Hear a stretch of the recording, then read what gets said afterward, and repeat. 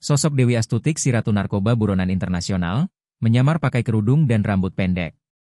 Sosok Dewi Astutik menjadi perbincangan warga Kabupaten Ponorogo, Jawa Timur, setelah muncul di sejumlah pemberitaan sebagai buron Badan Narkoba Nasional, BNN, terkait kasus sabu-sabu seberat 2 ton senilai 5 triliun rupiah.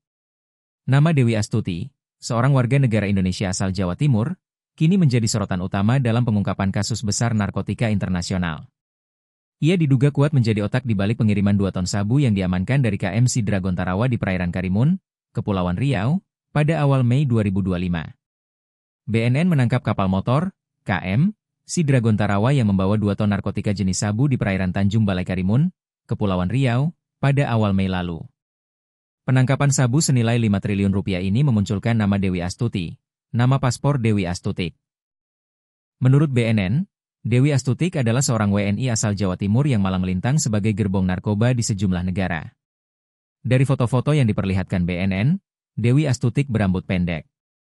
Itu terlihat dari foto paspornya dan lahir 8 April 1983.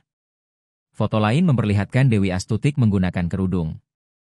BNN merilis nama Dewi Astutik sekaligus memperlihatkan tangkapan 2 ton sabu di dermaga Bea Cukai Batam, Tanjung Uncang, Batam, Kepulauan Riau, pada Senin, 26 Mei 2025. Dewi Astutik adalah pengendali serta perekrut kurir untuk jaringan internasional di Indonesia.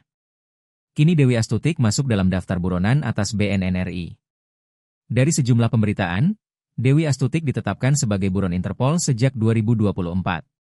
BNN menduga Dewi Astutik saat ini tengah berada di sekitar wilayah Kamboja. Alasannya operasi jaringan pengedar narkoba geng Dewi Astutik berkutat di Thailand, Myanmar, dan Laos. Untuk bisa menangkap Dewi Astutik, BNN telah bekerja sama dengan Badan Intelijen Negara, BIN.